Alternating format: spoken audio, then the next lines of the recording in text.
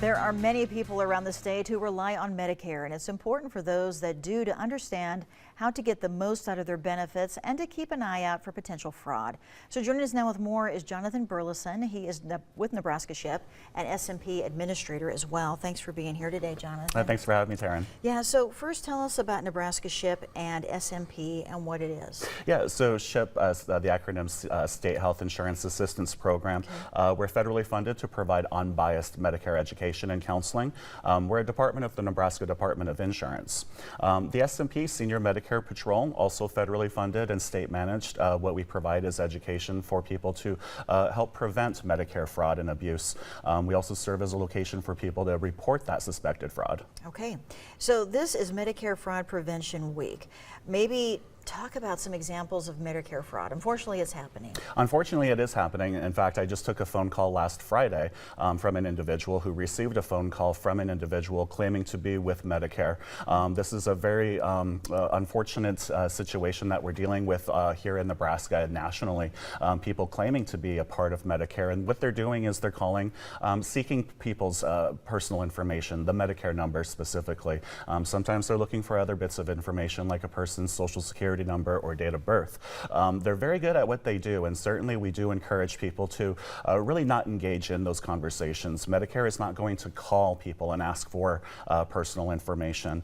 Certainly Medicare is not going to be calling and offering a plastic Medicare card, which is one of the current frauds that we're dealing with in Nebraska this month.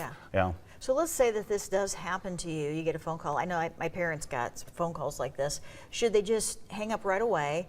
And if not, let's say you start talking to them for a while and they do get some of your information. What should you do next? Yeah, certainly the first bit of advice we encourage people to consider is simply not answering those phone calls from people or rather phone numbers that they don't recognize. Even if it's a local number, remember these scammers can spoof phone numbers and really show kind of any phone number that they want to show.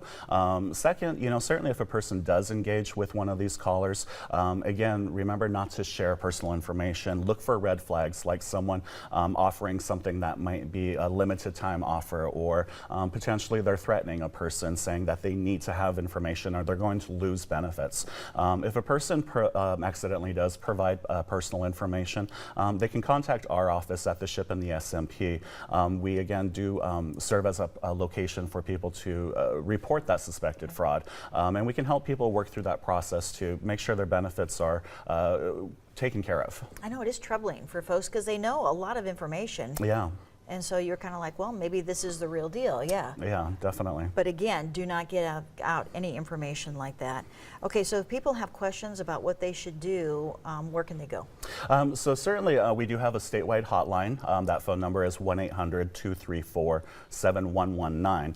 That phone number is a hotline for Nebraska. People are able to choose their local office nearest to them and have a conversation with a SHIP and SMP counselor and report these suspected incidences. Certainly people can go to our website as well, doi.nebraska.gov/SHIP and SMP, and they can find some information there as well. Good stuff. Okay, Jonathan, thank you for coming in. Thank you.